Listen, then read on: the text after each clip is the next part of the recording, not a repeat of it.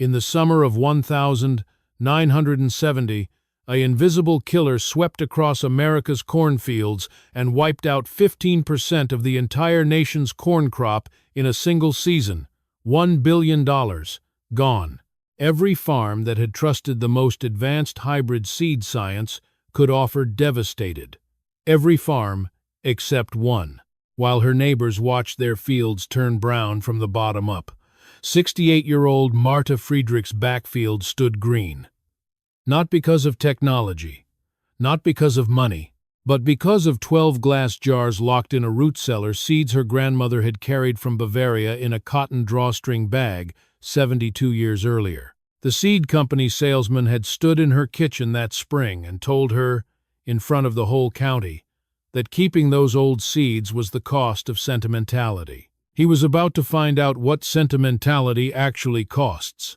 The summer of 1970 arrived in Boone County, Iowa, without ceremony. It came the way summers always did on the Central Plains, not with fanfare, but with a slow, pressing weight, the kind that settled into the soil and into the bones of everyone who worked it.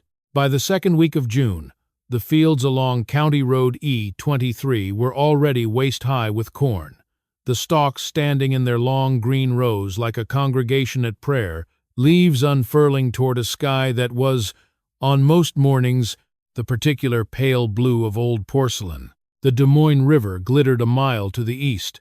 The air smelled of turned earth and diesel fuel and, faintly, of the livestock pens that most farms still kept along their fence lines.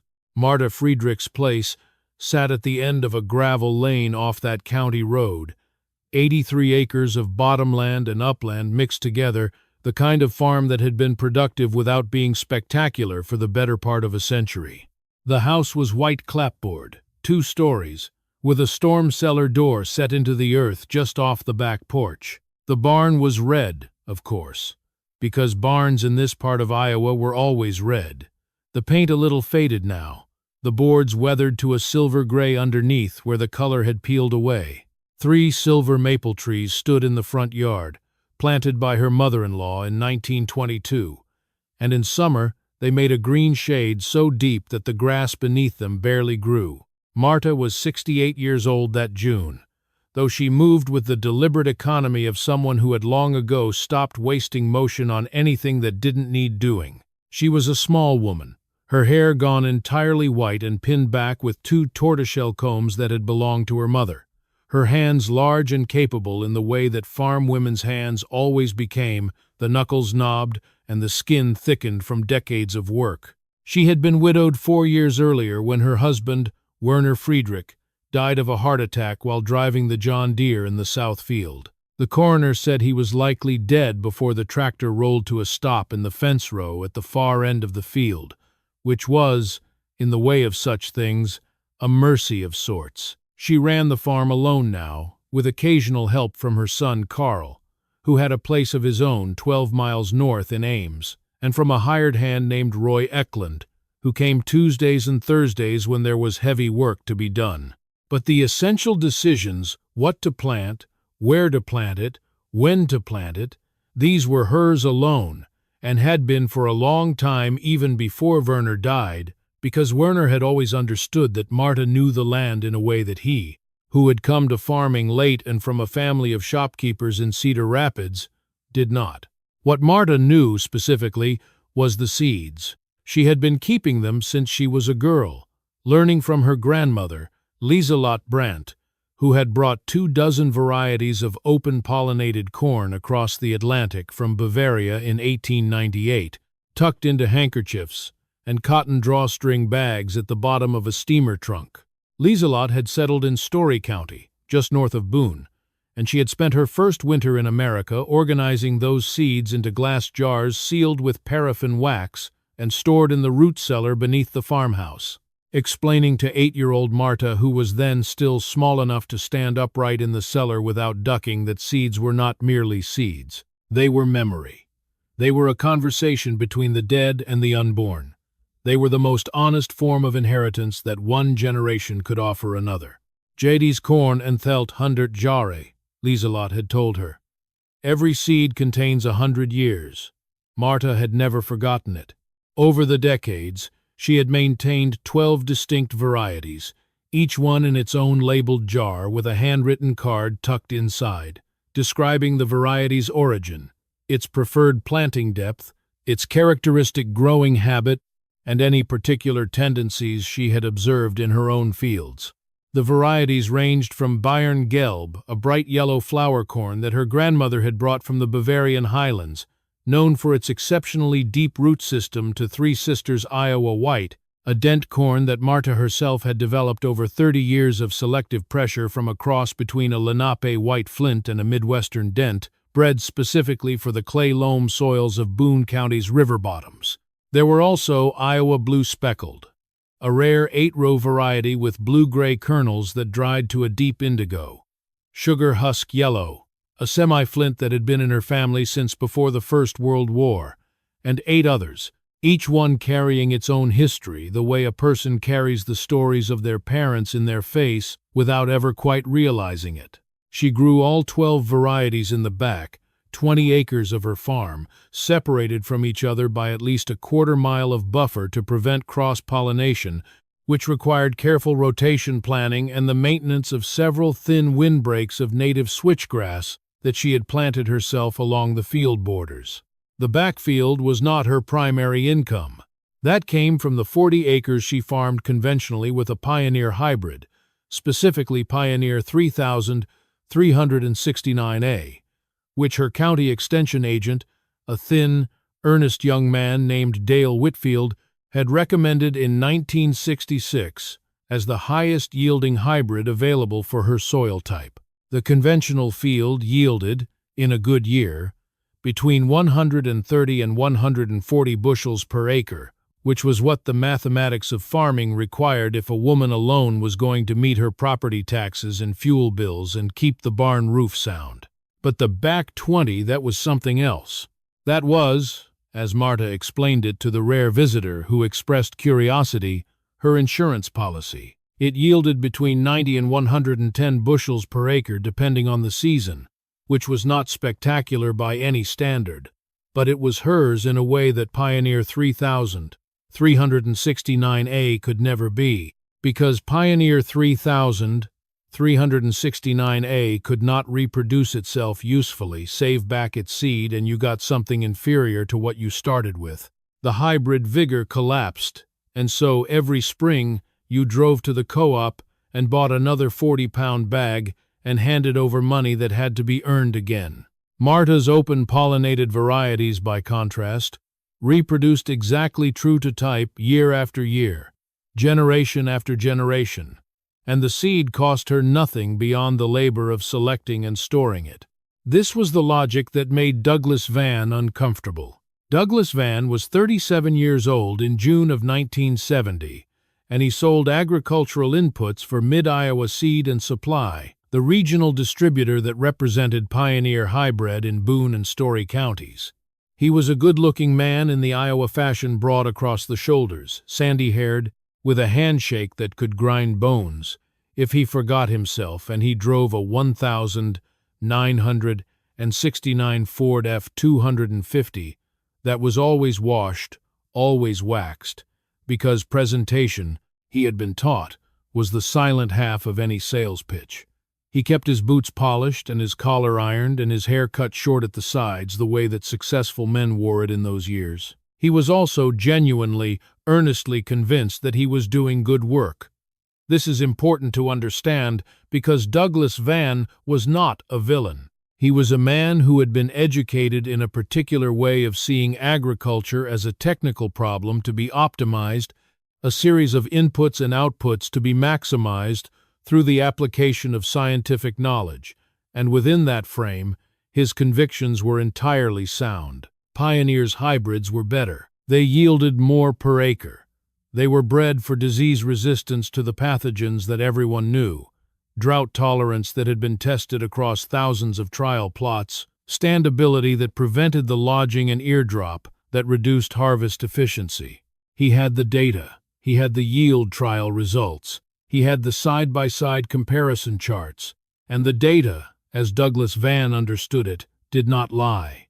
What he did not have in June of 1970, was any awareness that 85 to 90% of all hybrid corn planted in the United States that year carried Texas male sterile cytoplasm, a genetic shortcut that seed companies had been quietly incorporating into their hybrid production lines since the early 1960s because it eliminated the need for hand detasseling and thereby reduced seed production costs significantly. Texas male sterile cytoplasm was, from a production economics standpoint, an elegant solution to an expensive problem. It was, from a plant genetics standpoint, the creation of a vast and invisible monoculture at the cellular level, hidden beneath the apparent diversity of hundreds of different hybrid varieties, all of which shared the same cytoplasmic vulnerability without any of their growers, or, it must be said, many of their developers fully understanding what that meant. None of this was known to Douglas Vann on the morning of the 15th of June 1970, when he drove his F-250 down the gravel lane to Marta Friedrich's farm and knocked on the screen door of the white clapboard house. She answered with her hands still damp from washing dishes, drying them on her apron as she pushed the screen door open. "Mrs. Friedrich," Douglas said, with his best salesman's smile. "Hope I'm not catching you at a bad time?" "Every time is a bad time when there's work to do," Marta said. "Come in, I'll make coffee." She led him to the kitchen table, which was covered with an oilcloth printed with blue cornflowers, and poured 2 cups from the percolator on the stove. Douglas settled himself in the chair with his back to the window and opened his briefcase on the table beside the sugar bowl. "I wanted to talk with you about Pioneer 3552, he said. "It's a new release for 1,971. We've been running trials at Ankeny, and the yields are something to see. We're looking at 148 to 155 bushels per acre on your soil type, which is about 12 to 15 bushels better than what 3,369A has been giving you. 3,369A has been giving me 137, Marta said. She sat down across from him and wrapped both hands around her coffee cup. "Last year, year before that, 131. Year before that, 138. "Right, which is good," Douglas said. "But 148 is better. That's a full 11 bushels on 40 acres, Mrs. Friedrich. At corn prices where they are, that's," he paused to work the arithmetic in his head, "that's close to $400 before input costs. And what does the new seed cost? It's $12.50 per unit. A unit plants 3 acres. So for your 40 acres, you're looking at about 14 units. $175 for the seed. So the net improvement is $225, Marta said. Roughly. And that's every year. Going forward." Marta looked at him over the rim of her coffee cup. There was no hostility in her expression, but there was a patience that Douglas sometimes found unnerving in older farmers. The patience of people who had been sitting at tables like this one for 50 years, listening to men with briefcases explain arithmetic. "What about my back 20? She asked. Douglas had been to Marta's farm twice before, and both times he had managed to avoid the back 20 with the careful footwork of a man who intuitively understood that there was no money to be made from it. But Marta asked the question directly, without embarrassment, and so he had to answer it directly. "The open-pollinated varieties," he said. "Mrs. Friedrich, I'll be honest with you." He shifted forward in his chair, forearms on the table, the way he did when he wanted to signal that what followed was the straight truth. "I know you've been keeping those seeds a long time. I know they matter to you. But from a yield standpoint, you're leaving 20, 30 bushels an acre on the table every year. That's," he did the arithmetic again, "at 110 acres. If you converted the whole farm, versus where you are now, you're looking at—" "I'm not converting the whole farm," Marta said. "The back 20 stays." Of course. He sat back again. "I'm just saying that the economics argue pretty clearly for moving toward the hybrids wherever you can. The old open-pollinated varieties have been superseded. Science has given us better tools. Marta was quiet for a moment. She looked out the kitchen window at the silver maple trees in the front yard, whose leaves were turning in a small wind, showing their pale undersides. "My grandmother brought 12 varieties from Bavaria in 1898, she said.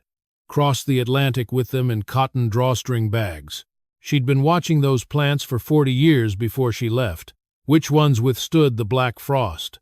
Which ones held their ears when the summer winds came? Which ones gave good flower in a dry year? She carried all of that with her. It's in those seeds." "I understand that," Douglas said, and he was, in his way, trying to. "But the hybrids have been bred by plant scientists who have been watching for 30 years, Marta said. "Not 40, not 120. She paused. "What has Pioneer been breeding for, specifically?" "Yield, standability, root strength, ear retention." "Yes," Marta said. "And what have they been breeding away from, specifically?" Douglas opened his mouth and then closed it again. It was a question he had not been asked before. "I don't follow," he said. "When you select very hard for one trait," Marta said, "you inevitably weaken other traits. That's not an accusation, it's just genetics. My grandmother taught me that. You can't breed everything into a plant at once. So, what has been bred away? What's been lost in pursuit of those extra 12 bushels?" Douglas had a feeling, not quite nameable, that the conversation had shifted onto ground he hadn't prepared for. "The varieties have been tested for disease resistance," he said. "For the diseases that were known when they were bred," Marta said. "Yes." There was a silence. Outside, a red-winged blackbird called from the fence post at the edge of the yard. Douglas gathered his papers, straightened them against the table, and put them back in his briefcase. He had not sold her anything today. He was fairly certain he was not going to. "I appreciate your time, Mrs. Friedrich," he said. He stood and picked up his hat from the seat of the chair beside him. "I'll leave you the brochure on 3552. Take a look when you have a chance." "I'll do that," Marta said, and rose to see him out.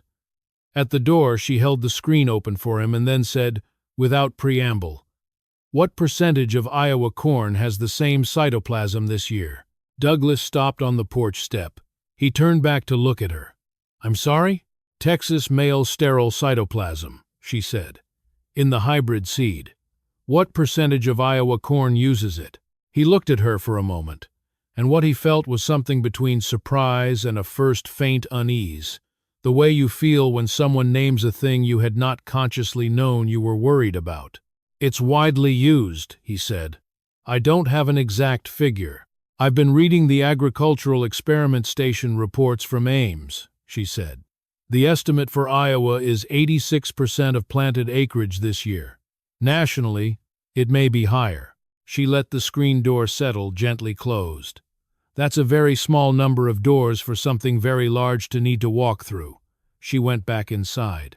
Douglas stood on the porch step for a moment, the briefcase in his hand, the June sun warm on his neck, and then he walked to his truck and drove away.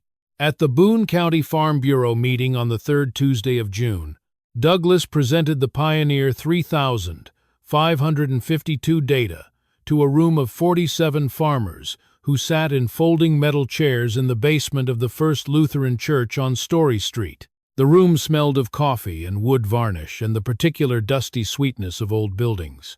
Douglas had a folding table at the front, with his yield trial charts pinned to a cardboard backing, and he went through the numbers with the brisk authority of someone who had given the same presentation many times and knew exactly where the interest peaked and where it flagged. The other farmers were attentive.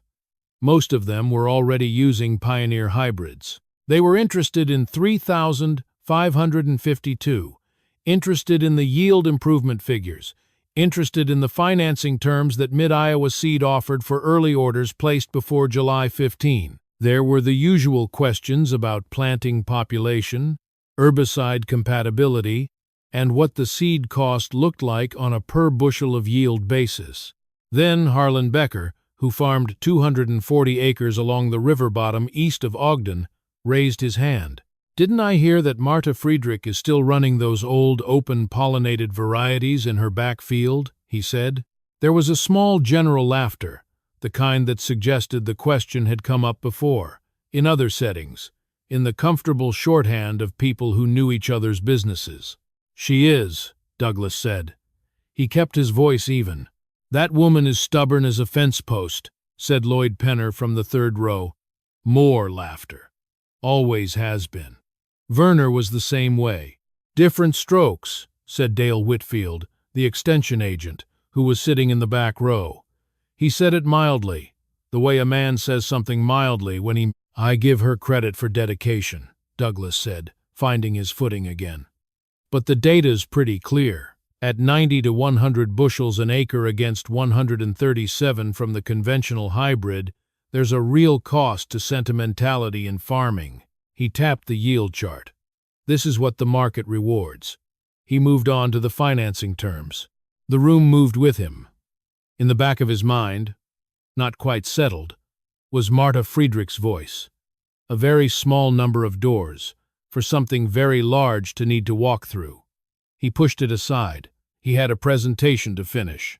What Douglas did not know, what almost no one in that room knew, because the information had not yet fully emerged from the research stations in Florida and Georgia, where it had first been observed, was that race T of Helminthosporium matus, the fungal pathogen that caused southern corn leaf blight, had been quietly adapting itself to exactly that small number of doors since at least 1969. In scattered fields in Illinois, Indiana, and Iowa, farmers had noticed unusual yellowing on their lower leaves that summer, lesions that the county extension offices attributed to various ordinary fungal pressures, nothing to warrant serious alarm. The warnings, when they came, would come too late and too slowly for a country that had distributed its genetic vulnerability across 85% of its corn acres without anyone quite meaning to. July arrived with the particular arrogance of Iowa Julys, the temperature climbing into the upper 80s by the first week and staying there, the humidity rising with it until the air felt like warm, wet wool on your skin. The corn was tasseling out along County Road E23. The fields turned golden at the top and brilliant green below. And it looked like it was going to be a good year. Marta was in the back field on the morning of July 14th, walking the rows of Bayerngelb, when she saw the first lesion. She almost missed it. She was checking the ear development on the lower stalks, bending down to pull aside the husk on one of the earliest setting ears, when her eye caught a discoloration on a leaf 3 rows over. She straightened and walked to it. The lesion was small, no larger than a thumbnail, oblong and tan at its center, edged with a reddish-brown margin that darkened where the damaged tissue met the healthy green. She had seen leaf spotting before, various ordinary fungal pressures that came and went without great consequence. But something about the shape of this lesion was unfamiliar to her. She took off her glasses, cleaned them on her shirt, and put them back on, and looked again. She pulled the leaf free and carried it back to the house, where she laid it on the oilcloth table and found her copy of the 1968 Iowa State Extension Bulletin on Corn Diseases. She cross-referenced the leaf lesion against the photographs in Section 4. She did this carefully, going through each category: northern corn leaf blight, gray leaf spot, anthracnose, eye spot, before she reached the section on southern corn leaf blight. The photograph matched: the oblong shape, the tan center, the reddish margin. Southern corn leaf blight, caused by Helminthosporium matus. The Extension Bulletin noted it as a minor pathogen in northern states, rarely causing significant economic damage above the Kentucky border. Marta read that sentence twice. Then she went back outside and walked the 40 acres of Pioneer 3369A in the front field, moving through the rows slowly, turning leaves, checking both surfaces, checking the lower leaves first because that was where the bulletin said the lesions appeared first. In the front field, she found 47 separate lesion sites across 40 acres in the space of 2 hours. In the back 20, among the 12 open-pollinated varieties, she found 9. She did not yet know what this meant. She did not know about race T or Texas male sterile cytoplasm, or the particular vulnerability that had been bred into 85% of American corn. What she knew was what her grandmother's training had taught her to observe, that the lesions were more numerous and appeared on more individual plants in the uniform hybrid field than in the diverse open-pollinated field. She went inside and wrote down what she had found in the farm notebook she kept in the kitchen drawer, noting the date, the number of sites, the fields, the affected varieties. Then she called Dale Whitfield at the extension office. "I've got what looks like southern corn leaf blight in my corn," she told him. "Both fields. More in the hybrid than in the open-pollinated." There was a pause on the line. "How many lesion sites?" Dale asked. 47 in the front, 40. 9 in the back, 20. Another pause. "That could be a lot of things, Mrs. Friedrich. Southern blight's not really considered a threat this far north. But send me a leaf sample and I'll have Ames take a look at it." "I'll drop it at your office this afternoon," she said. She packaged the leaf in a waxed paper bag and drove into Boone. Dale was at his desk when she arrived, and he looked at the leaf under his magnifying glass and wrote some notes, and then he set it aside in the envelope she had brought it in, which he would mail to the plant pathology department at Iowa State University the following morning. He was a good extension agent, careful and conscientious, but in the first 2 weeks of July, 1970, he had no more reason than anyone else to treat southern cornleaf blight as an emergency. He thanked Marta, told her he'd have results in 2 to 3 weeks, and wrote a follow-up note in his desk calendar. Marta drove home. She parked the truck in the yard, sat for a moment looking at the front field, the Pioneer hybrid standing tall and green and uniform, row after row after row of it, each plant genetically identical at the cytoplasmic level to every other plant in that field, and to the billions of identical plants in identical fields across Iowa and Illinois and Indiana and Ohio, and she felt, for the first time, a cold and specific worry that she could not entirely explain to herself. Not yet. But something her grandmother had said came back to her, a phrase she had not thought of in years. "Wenn alle Pflanzen gleich sind, muss nur eine Krankheit klug genug sein." If all the plants are the same, only one disease needs to be clever enough. She got out of the truck and went to water the garden. By the first week of August, the disease was in the newspapers. The New York Times ran a piece on August 16th with the headline, "Blight Epidemic Perils Corn Crop," reporting that an epidemic of a new strain of plant disease was sweeping American corn farms with potentially devastating results. The article estimated that 10% of the nation's corn was already affected, and some agriculture officials were predicting losses far higher. The same morning, the Des Moines Register ran a front-page story that used the words "potential catastrophe" and quoted Iowa's Secretary of Agriculture, expressing concern about the impact on the state's corn harvest. At Henderson's Grain and Feed on Story Street in Boone, where the farmers gathered most mornings for coffee at the long counter near the back, the blight was all anyone was talking about by August 10th. "Saw it in my south field," said Harlan Becker, turning his coffee cup in his hands. He was a large, deliberate man who weighed his words the way he weighed grain. Started on the lower leaves. Lesions about yay big. He held his thumb and forefinger an inch apart, moving up the plant. "My whole South 40 looks like it's been painted brown from the bottom up." "Same with my place," said Lloyd Penner. He was pulling at the bill of his cap, the nervous habit he had when he was genuinely worried.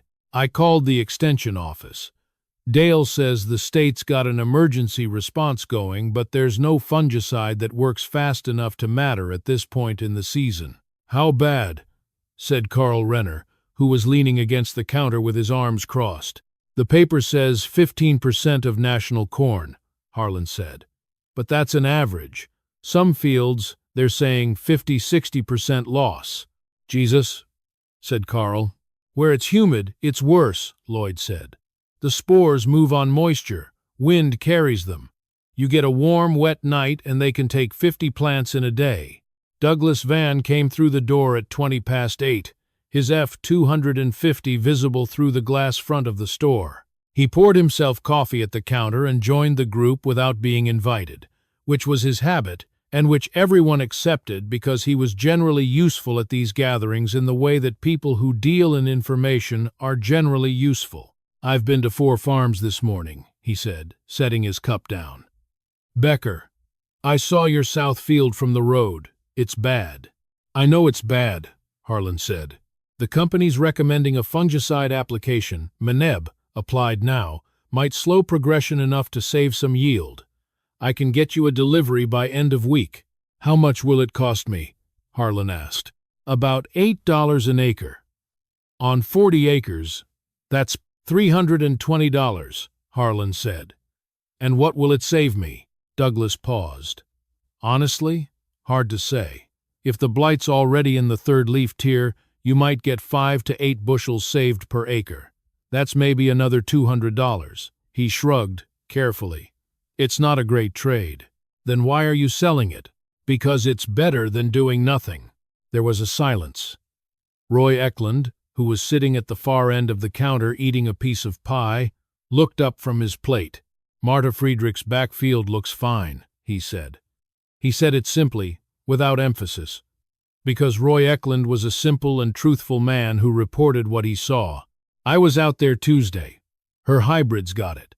But the backfield, those old varieties she grows, they look just about normal." Every head at the counter turned toward him. "How's that possible?" said Carl. Roy shrugged. "She tried to explain it to me. Something about the genetics. The old varieties don't all have the same. What did she call it? The same cytoplasm. So the disease can't hit all of them the same way. Some of them are getting it, but most of them aren't." Douglas set down his coffee cup. He was feeling again that specific discomfort he had felt on Marta's porch in June, the one he had managed to bury under 6 weeks of sales calls and presentation schedules. He had a feeling of something large and unstoppable moving toward him through the warm August air, and he was not ready to look at it directly. "One field doing better doesn't mean much," he said. "You need to look at it at scale." "Sure," Roy said, and returned to his pie. On August 18th, Douglas drove to Marta Friedrich's farm. He told himself he was making a routine sales call, checking in on his accounts, doing what he always did. But he parked the F-250 at the edge of the lane and sat for a moment before he got out, looking at what was visible from the road. The front field, the 40 acres of Pioneer 3,369A, was visibly sick. There was no other word for it. The lower third of every plant was brown, the leaves killed and dried, hanging limp against the stalk like old paper. The lesions had moved up to the 2nd and 3rd leaf tiers, and where the humidity had been highest in the low spots of the field, the damage was severe enough that the plants looked scorched, as though fire had moved through them from the roots upward. The tassels were still there, still technically alive, but the photosynthetic capacity of those plants had been gutted. Whatever yield they managed to produce would be a fraction of what the July 1 forecast had projected. The back 20 were visible over the rise of a low hill. Douglas got out of the truck and walked to the top of that rise and stopped. The 12 open-pollinated varieties stood in their separated plots, and what he saw was not uniformity of any kind, not uniformity of damage, not uniformity of health. It was a patchwork. 2 of the plots showed blight damage comparable to the hybrid field, their lower leaves brown and desiccated. 1 plot showed mild damage, lesions present but not progressing. 4 plots showed very slight damage confined to the lowest leaf, nothing that would affect yield in any meaningful way.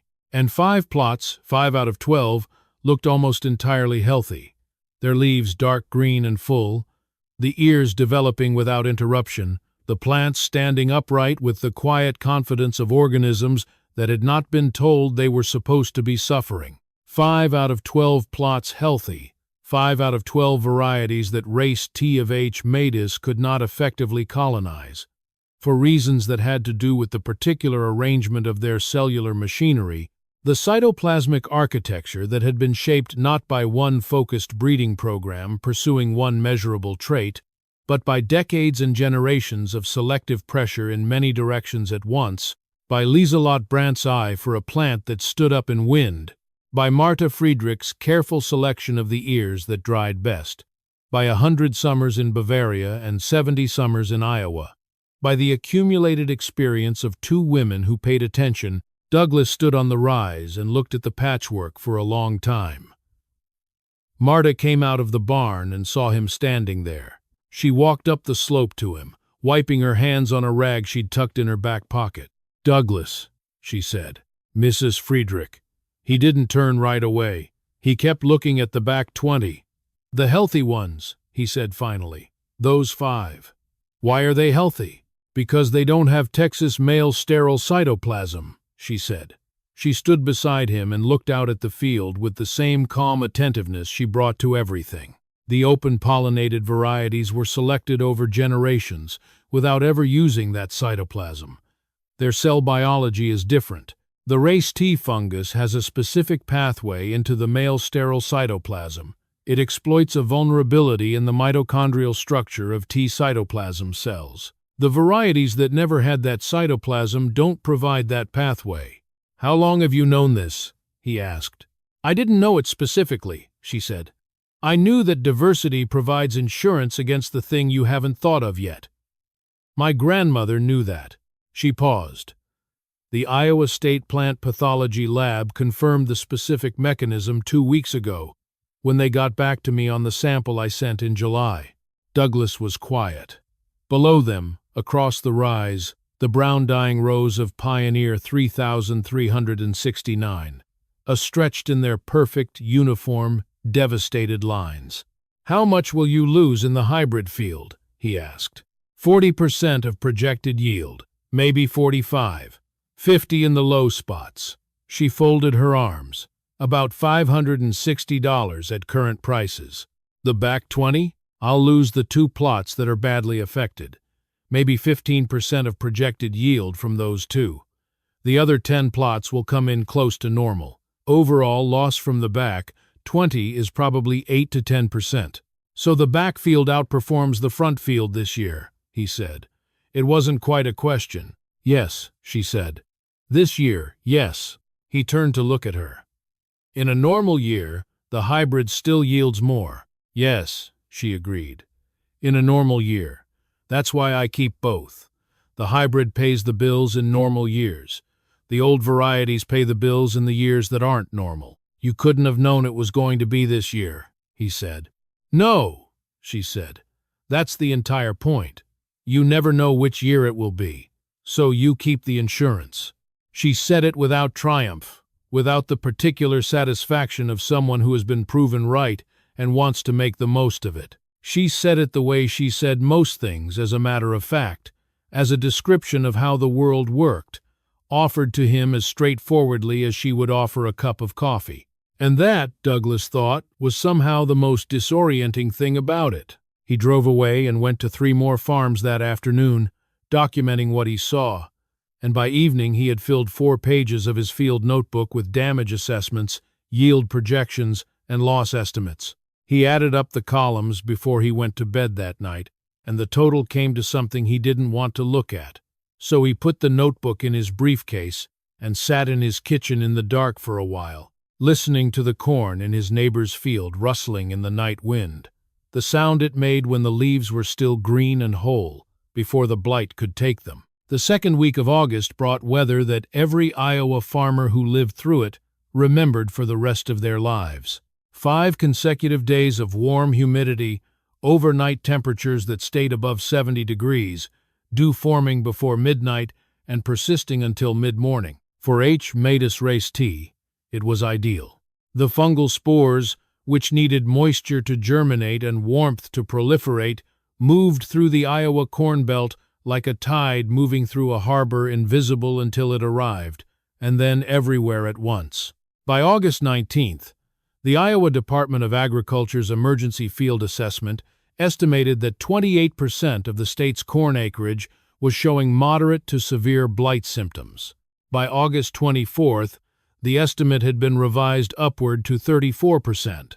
The New York Times ran a follow-up story. In Iowa, the corn still stands, but which captured the strange quality of that August with some accuracy. From a distance, most of the fields still looked like corn. The tassels were still there. The stalks were still upright. The ear sets were still developing. The devastation was happening at the leaf level, in the photosynthetic tissue that powered the plant, and so it had to be looked at closely to be fully understood. Marta was in Henderson's feed store on the morning of August 22nd, buying 2 bags of stock salt and a roll of fence wire, when she saw Carl Renner at the counter, paying for something with the particular careful slowness of a man who is watching what he spends. "How's your field, Carl?" she asked. 43% loss, he said. He said it without looking at her, reading the number off the inside of his skull where he'd been carrying it for days. Second year of payments on the new combine. "I don't know." "I'm sorry," she said. He looked at her then. "Your back field," Roy was saying. "The old varieties. Some of them are doing fine," she said. "Some aren't. It's mixed." He nodded slowly. "I should have listened when my grandfather tried to keep some of the old Kossuth County yellow," he said. "He had a strain that went back to his father's time. Kept trying to get me to maintain a plot. I told him it was inefficient." Marta was quiet. There was nothing useful to say to that. "The Extension Office is calling an emergency meeting," Carl said. "October 7th. About next year's seed. What varieties to plant, whether the company's going to take Texas male sterile cytoplasm out of the hybrids." "I heard," Marta said. "You should come," he said. "You should talk at it." "I'm not a plant scientist," she said. "No," Carl agreed. "But you're the one with the field that's standing up." By the end of August, the final shape of the 1,970 southern cornleaf blight epidemic in Iowa was becoming clear, though it would take another 3 months before all the harvest data was in. In Boone County, the average yield loss in hybrid corn was estimated at 31%. The county extension office's field survey showed that 87% of all hybrid acreage in the county had been affected.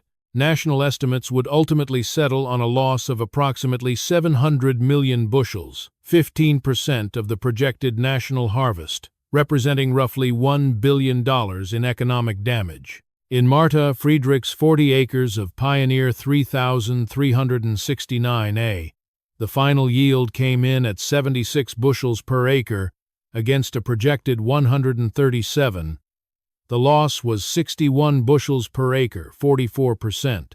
In the back 20, the picture was different. The 2 most severely affected plots, a variety called Westphalian Red that proved to have unusual cytoplasmic sensitivity, yielded 48 bushels per acre, down from their usual 95. But 3 Sisters Iowa White, which Marta had spent 30 years developing from the particular clay loam chemistry of this specific river bottom land, yielded 102 bushels per acre, essentially unchanged from its 5-year average. Bayern Gelb, the variety Lieselot Brandt had carried across the Atlantic in a cotton drawstring bag, yielded 97 bushels per acre. Iowa Blue Speckled yielded 88. Sugar Husk Yellow yielded 94. 5 varieties came in within 10% of their normal yield. 2 showed moderate loss. 2 showed severe loss. The other 3 fell somewhere between these poles. The average yield from the back 20 acres, taken across all 12 varieties, was 81 bushels per acre against a 5-year average of 99, a loss of 18%, 44% in the hybrid field, 18% in the diverse open-pollinated field. Marta wrote these numbers in her farm notebook and did not show them to anyone yet, though she knew that she would have to, eventually. On the last day of August, Douglas Vann drove to Marta Friedrich's farm for what he privately thought of, with a self-awareness that was new and not entirely comfortable, as a visit of reckoning. He parked the F-250 inches the yard and knocked on the screen door. Marta answered and led him to the kitchen table, and this time she poured coffee without ceremony, without the faint watchfulness she'd shown in June. "I owe you an apology," Douglas said, before she had even set the cups down. She set the percolator back on the stove and sat down. "Tell me what for," she said. "I said the data argued pretty clearly for moving toward the hybrids," he said. "I said your open-pollinated varieties had been superseded. I said there was a cost to sentimentality in farming." He paused. "I was wrong on all 3 points, at least in part." Marta looked at him. "In part," she said. "The hybrids are still better in normal years," he said. "That's still true. The data on average yields hasn't changed. What's changed is that I understood average yield as the only relevant metric, and it isn't. You asked me in June what had been bred away. I didn't have an answer. The answer is genetic diversity. It's the capacity to respond differently to a threat that wasn't anticipated. The hybrids couldn't do that because they'd all been given the same cytoplasm, and no one thought to ask what that meant until it meant this."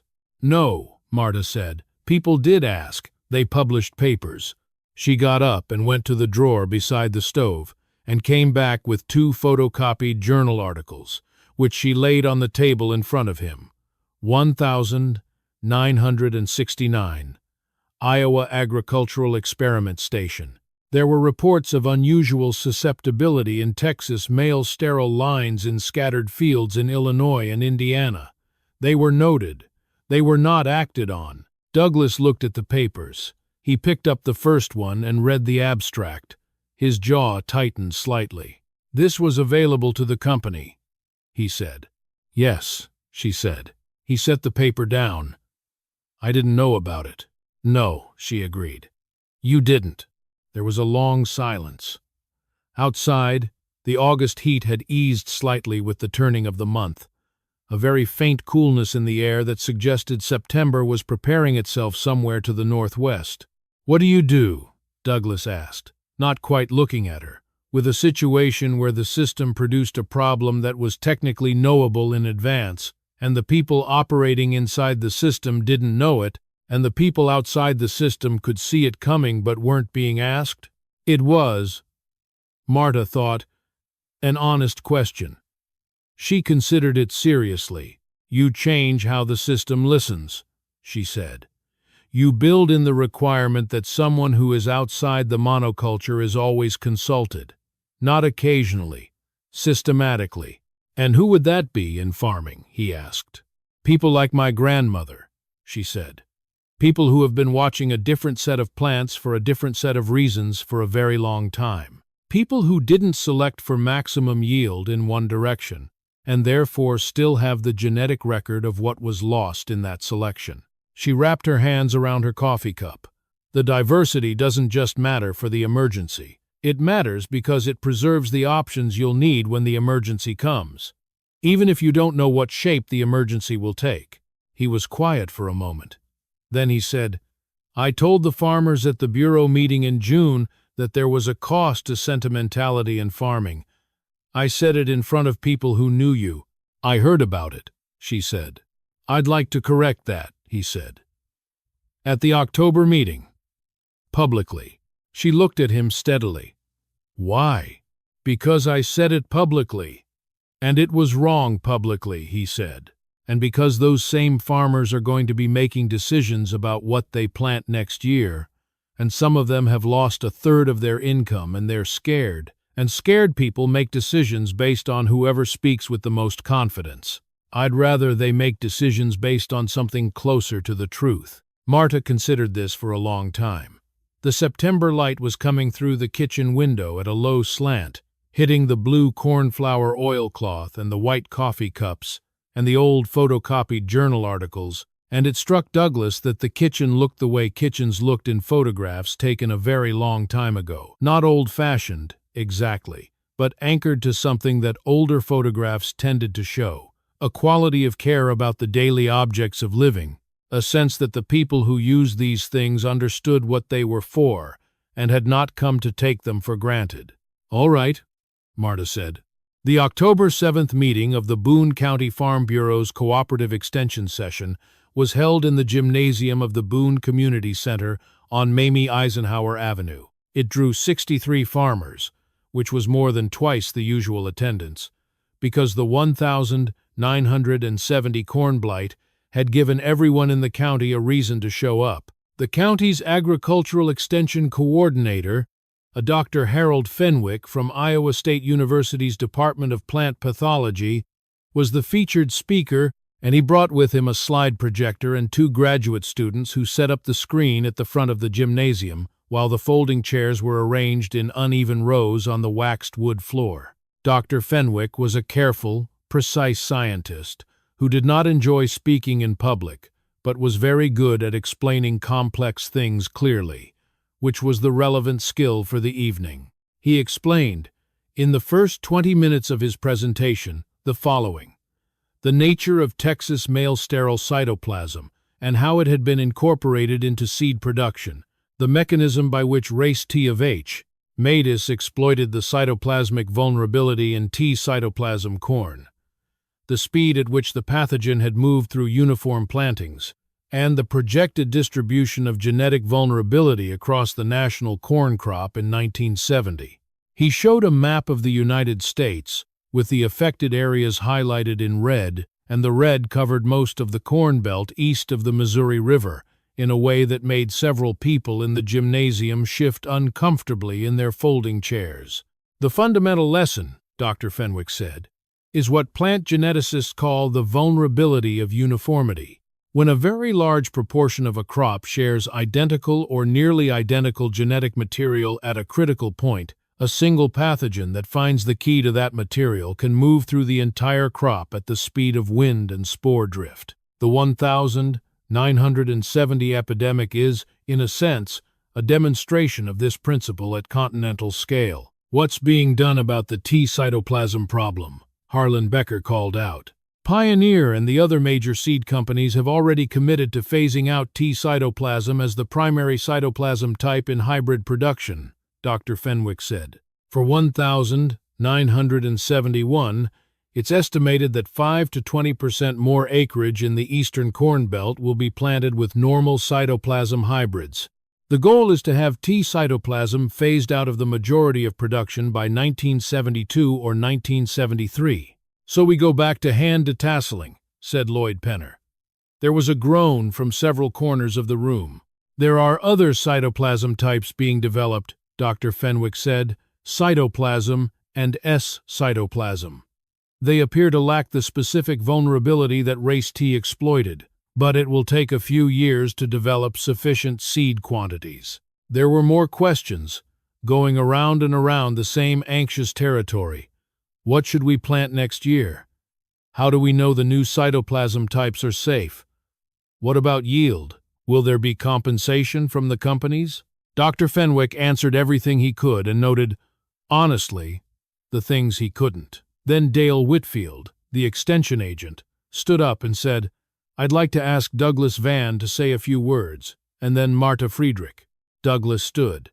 He was wearing his good jacket, the wool one, which was perhaps too warm for the gymnasium, but which he had put on because the gesture seemed to require it. He moved to the front of the room and stood beside Dr.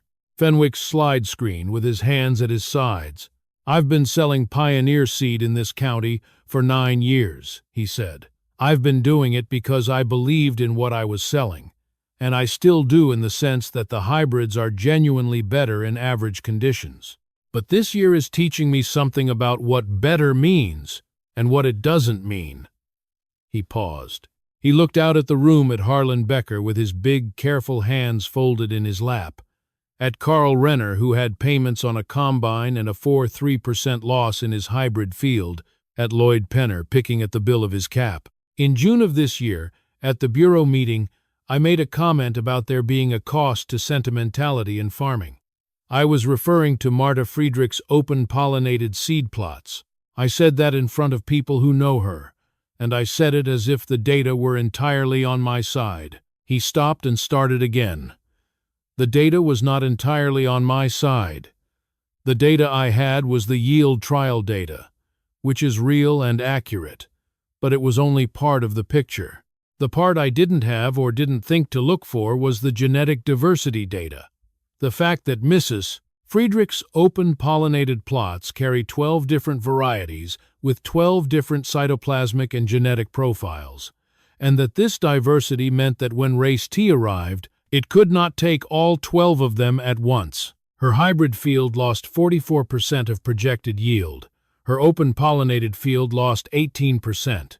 In the year that mattered most for the distinction, the old varieties outperformed the new ones. The gymnasium was very quiet. Someone's folding chair creaked. "I'm not saying go back to open-pollinated corn across the board," Douglas said. "I'm not saying abandon hybrids. What I'm saying is that I was wrong to present the choice as obvious, and I was wrong to dismiss the old varieties as sentiment rather than strategy. They are strategy. They're a different kind of strategy than maximizing yield in average conditions, but the year you need them, they are not sentimental." He looked briefly at Marta, who was sitting in the second row. "I apologize for what I said in June, and I think what this year suggests is that we need to think harder about maintaining genetic diversity, not as a historical curiosity, but as a functional part of the agricultural system." He sat down. There was a moment of silence, and then a ripple of something that wasn't quite applause, more like collective exhalation, the sound of people exhaling a breath they had been holding for 2 months without quite knowing it. Marta stood. She had not prepared remarks. She went to the front of the room and stood where Douglas had stood, small and straight in her dark blue dress, and she looked at 63 farmers who had lost a combined several $100,000 in the last 6 weeks, and she said what she had been thinking since the first morning she walked the rows of Bayern Gelb and found a lesion on a leaf. "My grandmother brought seeds from Bavaria in 1898, she said. She brought them because she had been watching those plants for 40 years, in soils different from Iowa soils, in weather different from Iowa weather, and she knew things about them that she could not have written down in a way that anyone else could use, because what she knew was not in books. It was in the seeds themselves, in the way the Bayern Gelb roots went deep and found water that other varieties missed, in the way the Three Sisters Iowa White held its ears in wind, in the way the Sugar Husk Yellow dried slowly and kept better in the root cellar through a long winter." She paused. This year, race T arrived. It was looking for Texas male sterile cytoplasm. My grandmother's varieties don't have that cytoplasm, because my grandmother was selecting for things that race T had never heard of, and so 5 of my 12 varieties gave the disease almost nothing to work with. She looked out at the room. "What I want to say to you tonight is this. The seeds you don't grow this year are the seeds you can't plant when you need them. The varieties that get lost between one generation and the next cannot be recovered. My grandmother carried those seeds across an ocean because she understood that the world did not always tell you in advance which year it would need what she was carrying. She carried them anyway." She went back to her seat. The gymnasium was still quiet, and then Harlan Becker started clapping, and the room followed him. After the meeting, farmers stood in clusters in the parking lot and on the gymnasium floor, talking in the low, urgent tones that follow public meetings where something true has been said. Douglas Vann found Marta at the edge of the parking lot, putting on her coat. "Thank you for coming tonight," he said. "You asked Carl to ask me," she said. "And Carl asked me, and I came. What you said about the seeds you don't grow," he said. "I'm going to be thinking about that for a long time." She looked up at him. He was a tall man, and she had to tilt her head slightly to see his face in the parking lot light. "There's a young couple down in Missouri," she said. "Kent and Diane Wheely. They've been talking about starting an organization to collect and distribute heirloom seeds, vegetable varieties, garden plants. But the principle would apply to corn, too. I've written to them. If they get it going, I'm going to give them duplicates of everything I have." "That's a good idea," Douglas said. "It's what my grandmother would have done," she said. "She would have understood that one woman's root cellar is not sufficient. She would have wanted the seeds in many hands." She said good night to him and got in her truck and drove home through the October dark, the headlights sweeping across harvested fields and standing fence rows, and the occasional cluster of cottonwood trees along a creek bed, their leaves gone yellow with the season. The road was empty. The sky above it was full of stars, in the way that Iowa skies are full of stars once you are far enough from any town. The Milky Way, a faint smear across the south. Orion just beginning to rise in the east. In the root cellar beneath the white clapboard house, 12 glass jars sat on their pine shelves, sealed with paraffin wax, labeled in Marta Friedrich's handwriting. The seeds inside them were dry and dormant and ready, as they had been ready through every winter of Marta's life and through the winters of Liselott Brandt's life before that, ready in the way that things which have been carefully kept are always ready, patient with the patience of living things that understand, in whatever way seeds understand anything, that the year they are needed has not yet arrived, but that it will. The winter of 1970-71 was cold and early in Boone County. The harvest was finished by mid-October, and the yields were finally tallied, and the loss figures made their way into the farm account books and the county extension records and, eventually, into the National Agricultural Statistics that USDA published in December. The final estimate held at approximately 700 million bushels of lost corn across the United States, representing just over 15% of the projected crop. A $1 billion loss that would, adjusted for decades of inflation, amount to something close to $8 billion in the money of the 21st century. Pioneer Hybrid and the other major seed companies moved quickly. By spring 1971, a significantly larger percentage of hybrid seed on the market had been transitioned away from T cytoplasm, and within 2 years the majority of American hybrid corn had been reformulated with normal or alternative cytoplasm. The transition was faster than most agricultural reforms because the companies understood, with perfect clarity, that they could not sell T cytoplasm seed if no one would buy it, and no one would buy it because the 1970 season had made the problem impossible to ignore. The hybrid system did not fail. It recovered, reformulated, adapted, because that is what commercial systems do when their failure is expensive enough. By 1971, Iowa corn yields were back to near normal levels, and by 1972, the nation's corn crop set yield records. The hybrid, stripped of its specific cytoplasmic vulnerability, proved as productive as it had always been. The 1,970 Blight was treated, in the industry's accounting of itself, as a corrected error, a problem that had been identified and fixed. What was not fixed, and could not be fixed by reformulating the cytoplasm, was the underlying condition that the 1,970 season had briefly illuminated. The extreme genetic uniformity of American corn, the concentration of the nation's food production into a very small number of varieties, the progressive narrowing of the genetic base from which all commercial corn was drawn. This was not a problem anyone could solve in a season. It was a condition that had been building since the 1930s, when hybrid corn first displaced the dozens of open-pollinated regional varieties that had once given the American Corn Belt its messy, inefficient, resilient diversity. And it was a condition that would continue to build in the years after 1970, as commercial breeding continued to pursue yield and uniformity and the economics of scale. But something had shifted, even if slowly. In 1975, Kent and Diane Wheely found the Seed Savers Exchange in Princeton, Missouri, with 2 heirloom varieties given to Diane by her grandfather Baptist John Ott at the end of his life, Grandpa Ott's Morning Glory and the German Pink Tomato. The exchange grew steadily through the late 1970s and 1980s, becoming one of the first and most significant organized efforts to collect and preserve open-pollinated and heirloom seed varieties from home gardens and small farms across America. Marta Friedrich sent them a catalog of her 12 corn varieties in 1976, with detailed notes on growing characteristics and the seed's history. The exchange did not take corn varieties in their early years, but they kept the information on file.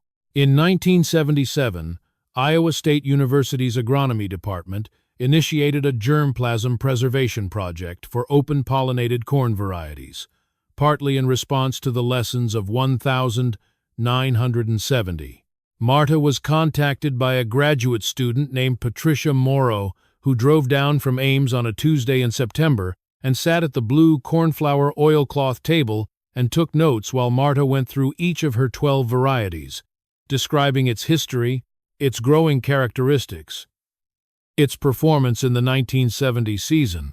Patricia stayed for 3 hours and left with a duplicate sample of each variety, properly dried and sealed, which went into the Iowa State Seed Bank, where they would be maintained for the following 50 years. Douglas Vann continued to sell seed for Mid-Iowa Seed and Supply until 1983, when he took a position with the Iowa Department of Agriculture's Field Services Division. He told people, when they asked, that the 1970 season had changed something in his understanding of his work, that he had come to think of genetic diversity in crops the way he thought of diversity in investments, that concentration in one instrument, however productive, carried a specific kind of risk that average performance data couldn't capture. He never stopped believing in the hybrids. But he stopped believing that the hybrids were the whole answer. And the distinction, though subtle, shaped the rest of his professional life in ways he could trace back to a specific August morning on a hill above a back 20 acres in Boone County. He kept, in a desk drawer that he moved from office to office for the rest of his working life, a photocopy of the 2 journal articles Marta Friedrich had laid on her kitchen table in front of him. The 1969 Iowa Agricultural Experiment Station reports on unusual susceptibility in Texas male sterile lines. He kept them not as self-flagellation but as a reminder that the information had been there, and that the question was always whether the system was listening to the right voices at the right time. The following years brought their own pressures and changes to Boone County and to Iowa farming generally. The 1970s brought high commodity prices and the Nixon administration's encouragement to plant fence-row to fence-row, which drove a massive expansion of corn and soybean acreage, the destruction of millions of acres of prairie and wetland buffer, and a corresponding surge in farm debt. The 1980s brought the farm crisis, collapsing commodity prices, and the foreclosure of thousands of family farms across the Midwest. Through all of it, the Friedrich place held on, because Marta had inherited her husband's debt-free approach to land ownership, and because she had spent a lifetime practicing the specific discipline of farming no more acres than she could manage with the resources she had. She maintained all 12 varieties through the 1970s and 1980s, selecting seed each autumn from the plants that had performed best in that season's particular conditions, noting her observations in the farm notebooks that filled a shelf in the back bedroom. She added 3 new varieties in the 1970s, 2 from other Iowa farmers she met through agricultural events, one that Patricia Morrow at Iowa State sent her from the germplasm collection, a nearly lost variety that had been recovered from a single elderly farmer in Winnebago County who had been growing it since the 1920s. By 1985, she had 15 varieties in the root cellar, the jars sealed with paraffin and labeled in her careful handwriting, the pine shelves solid under their weight. Carl Friedrich came down from Ames more often in the 1980s, partly to help with the heavier farm work and partly because he was developing his own interest in what his mother was doing. He was a practical man, not given to sentiment, who had spent most of his adult life working in agricultural equipment sales and had internalized the mainstream logic of farming efficiency. But in 1983, when the farm crisis had tightened credit across the state and several of his neighbors were being forced to sell, he drove down to Boone on a Sunday and sat at the kitchen table and did the arithmetic on the Friedrich place with a yellow legal pad, and when he was done he sat back and looked at his mother and said, "You know what's kept this place solvent through all of it? The lack of debt," she said. "That," he agreed. "But also the backfield, the open-pollinated plots. In the years when corn prices were good, the hybrid covered costs. In the years when corn prices were bad, the open-pollinated plots still covered costs, because their input costs were basically zero, no purchased seed, no purchased cytoplasm, just saved seed and your own labor." He tapped the legal pad. It's a different model than what I've been selling people for 20 years, and I'm not sure it scales up the way commercial farming works, but for a farm this size, it's been the margin. My grandmother would have said the insurance premium was never the expensive thing, Marta said. The expensive thing was not having it when you needed it. He nodded slowly. She would have been right. Marta Friedrich died in February of 1991 at the age of 88, in the white clapboard house where she had lived since 1933. She died in the front bedroom, in the iron bed that had belonged to Werner's parents, with the window looking out at the silver maple trees that her mother-in-law had planted in 1922 and that were now large enough to touch each other's branches across the front yard. She had been sick for 2 weeks with pneumonia, and she had been conscious until the last day. And on the last afternoon she had asked Carl to bring her the farm notebook from the kitchen drawer, and she had looked through it for a while with the same quiet attentiveness that she brought to everything. Checking something. Confirming something, satisfying herself about something that she seemed to find satisfactory, because when she set it down she closed her eyes and did not seem to be worried. Carl found, in the drawer with the notebook, a letter she had written and sealed and addressed to the Friedrich farm, for whoever tends it next. He read it in the kitchen, at the blue cornflower oilcloth table, while the February cold pressed against the windows. The letter said, "In the root cellar there are 15 varieties of open-pollinated corn, each in its own glass jar with a card describing its history and its particular character. They have been kept from the original 12 brought from Bavaria in 1898 by Lieselot Brandt, my grandmother, plus 3 additions made by me between 1972 and 1980. The jars are sealed with paraffin and should remain viable for 3 to 5 years, without further attention, or indefinitely, if you dry the seeds again and reseal them each autumn. I want you to know what they are worth. Not in money. They are not worth very much in money. I want you to know what they are worth in the way that my grandmother meant when she said that every seed contains 100 years. The Bayerngelb, in the jar with the blue label, came from a valley in Bavaria where the growing season is short and the soil is poor and the frosts come early. It learned, over a very long time, to put its roots deep and find water that other varieties missed. In the dry summer of 1936 and in the summer of 1970, when other varieties struggled or failed, it held. The Three Sisters Iowa White, in the jar with the white label, I developed myself over 30 years from a cross that I made in 1941. I selected each year for the plants that held their ears in wind, that dried quickly in autumn, that did not lodge in the heavy clay soil of the river bottom. It knows this specific land. It will not perform as well somewhere else. Here, it is very good. Grow them. Not all of them every year, rotate them.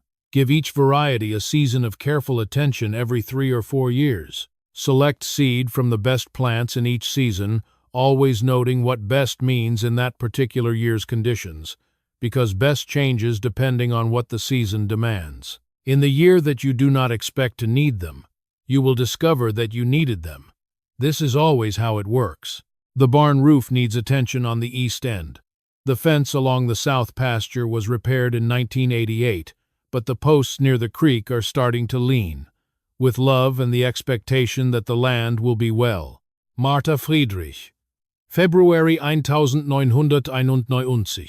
Carl sat with the letter for a long time. Then he went down to the root cellar and looked at the 15 jars on their pine shelves, each one sealed with paraffin, each one labeled in his mother's careful handwriting, each one holding something that could not be bought from any catalog or recreated from any database, because the knowledge that lived in those seeds was the knowledge of specific seasons, in specific fields observed by specific people, who had paid very close attention for a very long time. He carried the jars upstairs, one at a time, and set them on the kitchen table in the February light, and looked at them.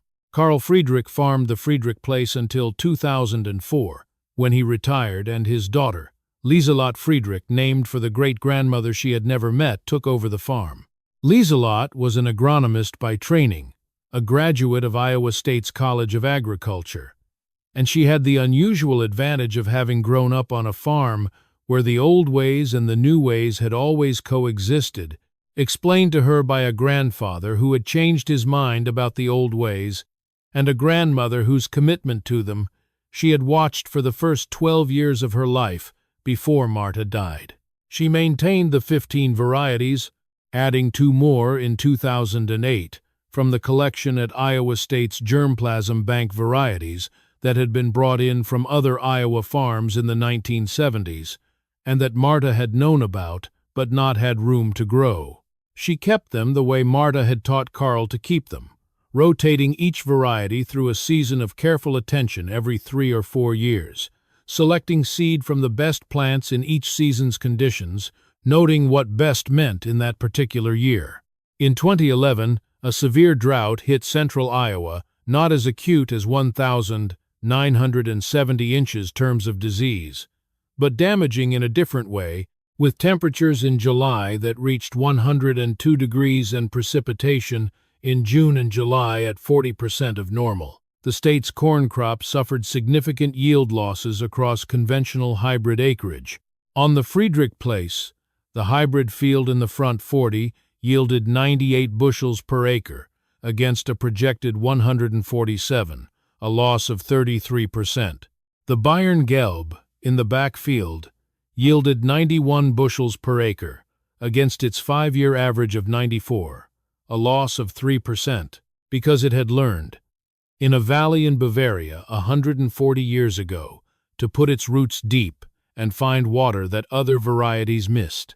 Marta wrote down the numbers in the farm notebook that had been kept continuously since 1933, in the same kitchen drawer beside the same stove, the notebooks now filling 2 shelves of the bookcase in the living room, each one dated on the spine in black marker. She wrote down what she had seen in the Bayern Gelb field in July, the root system that had gone down nearly 18 inches to find moisture in the subsoil while the hybrid roots maxed out at 12. And she noted the date, the conditions, and the yield. And she thought about the woman who had brought those seeds across the Atlantic in a cotton drawstring bag, because she had been watching the plants long enough to know what they could do. By 2024, the Friedrich Place still stood at the end of the gravel lane off County Road E23, the white clapboard house a little older, and the silver maple trees very large now, their shade covering the entire front yard in summer. The barn had been rebuilt in 1997 and was a sound, working barn, still red, as Iowa barns still tended to be. The storm cellar door was set into the earth just off the back porch, as it had always been. The root cellar held 17 varieties of open-pollinated corn, each in its own sealed jar, each labeled in handwriting that had changed twice over the decades.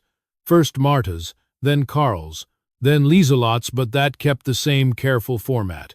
Variety name, origin, date of last reseal, key growing characteristics, notable performance in specific seasons. The Ogallala Aquifer, 300 miles to the west, had dropped steadily for decades, and climate models for the Central Plains were becoming difficult to read with confidence, the patterns that had governed weather in Iowa for a century, shifting in ways that no single set of breeding data had anticipated. The 2020s had brought drier summers and more concentrated rainfall events, and the commercial hybrids that covered the majority of Iowa acreage were being adapted as quickly as plant breeding permitted, which was faster than it had ever been, but perhaps not as fast as the conditions were changing. In Marta Friedrich's back field, 17 varieties were being watched, each one a different conversation between the land and the seed, each one carrying within its cellular structure a history of selection for conditions that a spreadsheet couldn't fully capture. Some of them were more drought-tolerant. Some of them were more heat-tolerant. Some of them, their tolerance not yet tested against a pressure that hadn't arrived, were waiting. Marta walked the backfield on a morning in early September of 2024, the dew still on the ground, the light low and golden in the particular way of Iowa September mornings, and she checked the ears on the Bayerngelb plants, large ears, well-filled, the husks tight and dry, and she thought, as she sometimes did, about a woman she had never met who had carried a handful of seeds from a valley in Bavaria to a flat river-bottom farm in Iowa, and had known, with the certainty of a person who has been paying attention for a very long time, that this was worth doing. The seed doesn't know it's being kept. It doesn't know it's being protected against a future it cannot anticipate. It knows only how to be itself, in the soil, in the season, responding to the conditions it finds with the full inheritance of everything it has ever survived. And that, perhaps, is the thing about the work of seed keeping, that resists being reduced to numbers or to yield trial data, or to the arithmetic of optimization. It is, at its root, an act of sustained attention paid to the possibility that the world will change in ways you cannot predict, and that the answer to that change may already exist in something you are holding. In the jar with the blue label sealed with paraffin, in the root cellar beneath the white clapboard house, the Bayerngelb. 126 years from the valley in Bavaria, 73 years from the cotton drawstring bag, 33 years from the last hand that sealed it by firelight. The seeds dry and still, carrying what they carry, waiting for the season that needs them. Every seed contains 100 years. Jedes Korn enthält 100 Jahre. They had been told this at a kitchen table in Bavaria in 1898, at a kitchen table in Iowa in 1908, at a root cellar door in Iowa in 1933, in the margin of a farm notebook in 1970, in a letter opened in February of 1991, in a September morning in 2024. The message did not change. Only the messengers changed, generation by generation, handing something forward that they understood, with increasing precision and increasing humility. They did not entirely understand, but that they knew, with the certainty of people who have watched long enough, was worth the keeping. Author's note on historical accuracy. The southern cornleaf blight epidemic of 1970 is historical fact. Race T of Helminthosporium matus, now classified as Bipolaris matus, destroyed approximately 700 million bushels of American corn, representing 15% of the projected national harvest and causing approximately $1 billion in economic damage at 1,970 prices. The epidemic's cause, the widespread use of Texas male sterile cytoplasm in 85 to 90% of American hybrid corn, is documented in agricultural research literature of the period and extensively analyzed in retrospect. The Seed Savers Exchange was founded in 1975 by Kent and Diane Ott Wheely in Princeton, Missouri, and is currently based in Decorah, Iowa, where it maintains one of the largest collections of heirloom and open-pollinated seeds in the United States. The characters of Marta Friedrich, Douglas Vann, and all other named individuals in this story are fictional. The farm, the seeds, and the jars in the root cellar are fictional. The pattern they describe of one woman who kept what her neighbors had discarded, and of the year that made the difference visible, is not.